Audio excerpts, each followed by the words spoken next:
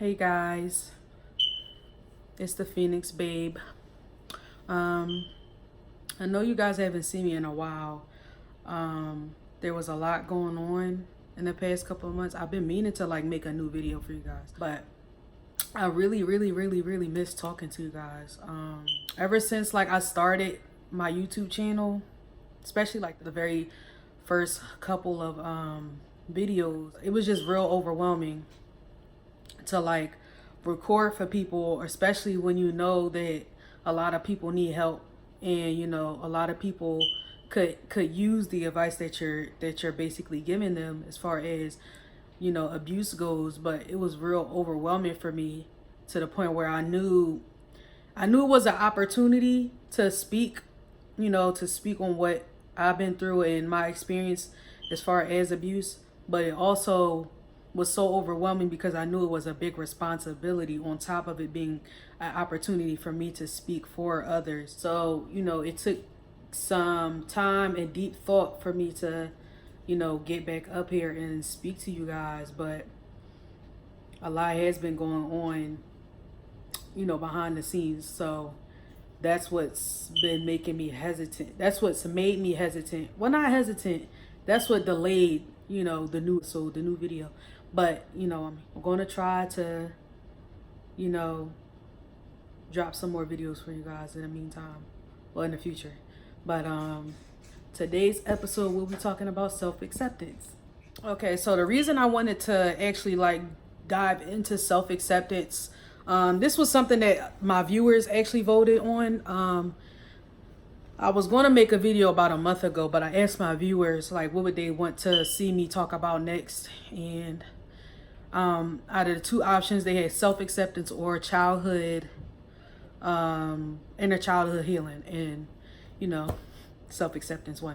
So the reason I actually wanted to touch on self-acceptance is because in order for you to actually heal, or in order for you to actually move forward in your self-love journey, and this is going to happen a lot of times,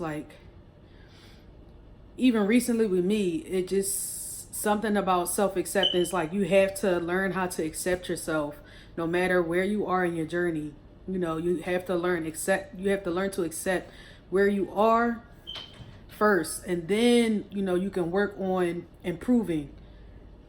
But the reason I say self-acceptance is really important is because you just never know when you'll have to take a step back, be kind to yourself, nurture yourself at the moment, and then move forward with your healing journey.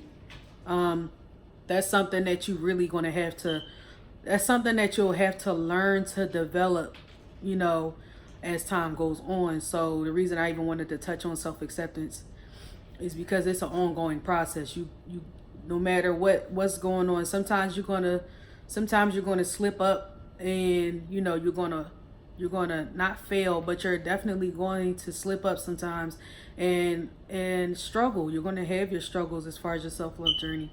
You're going to have your trials as far as your self-love journey. You're going to have some moments. I'm telling you, you're going to have some moments where you're going to want to give up, or you're going to want to, ask yourself, why me? Or you're going to want to, stop. But for the most part, you don't stop. You actually, that's why I was saying, you have to just accept where you are at that moment and try to do better moving forward. So that's why I wanted to talk about self-acceptance. Now, for me and my example, for me, when I started my self-love journey a few years ago, there were some things about myself that I didn't like. Of course, there's something about ourselves that we all don't like. However, when it comes to your self-love journey, you're just going to have to, accept where you are and try to improve as moving forward. So, I definitely want to bring that awareness to you guys. There's definitely light at the end of the tunnel. early in the video, I did say, with self-acceptance, even like through your self-love journey, you'll have to, start where you are and accept yourself. But I also want to make mention that in your self-love journey, if you're not at a point where you do accept yourself, or you don't, feel comfortable at, for sure, like if you're going to be honest with yourself and for sure you're not at that, level of confidence, self-acceptance is something that you grow into as well. So it's not something that happens overnight. You grow to accept yourself. And, with that being said, it is a process. However, you don't give up on yourself is the point I'm really trying to make. So even if you're not at that part, like even if you're not there, you can get there. It just takes time. You know what I mean? It takes time. And you learn when you start learning about yourself, and you get like more honest with yourself about what you like or what you don't like, your strengths, your weaknesses. You grow to love yourself, and you grow to accept yourself. I know a lot of times we look at society and we look at society's expectations, and we think of ourselves as, not perfect, but we look over the fact that we are who we are, and who we are is unique. So it's not about meeting other people's expectations. It's about meeting your expectations of yourself. You know what I mean? It's about loving yourself enough to know that you are unique, and people are going to have to deal with it or they're not. You don't bend or you don't change for other people. That's something that I definitely had to learn as far as self-acceptance goes in my journey. Also, you want to surround yourself with people who accept you for you, and people who love you for who you are. You don't want to be around people who are, nitpicking you for just things about yourself that makes you. The way you laugh, or the way you carry yourself, the way that you eat. It's like little stuff like that. You don't want to be around people who don't actually like you for you. You know what I mean? You don't want to be around people who don't like your personality. That's definitely something at the top of the list that I would say. You need to literally examine who you're around. If you don't feel comfortable with yourself, you definitely need to be around people who are comfortable with you, first of all. Because if they're not comfortable with you, then it makes it harder for you to be comfortable with yourself, if that makes sense. So, even though you're working on self-acceptance, you definitely don't want to be around people who, reflect back to you that you don't like yourself. You don't want to be around people who don't like you for you. That's just, you don't want it. You don't want that at all. Be authentic. Be yourself. You know what I mean? Try your best to be your authentic self. You do not have to cover up your personality for nobody. You don't have to be a certain way for other people.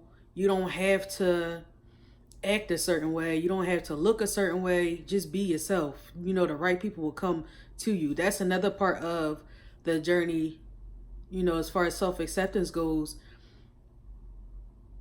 You want to be your true self, because for real, being your true self really attracts people that actually do like you. It attracts, more authentic relationships and connections to you.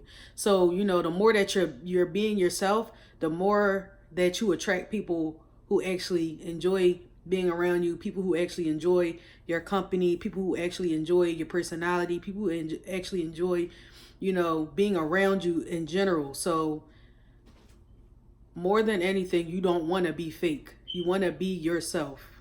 That's what really matters as far as self-acceptance. Once you can be yourself,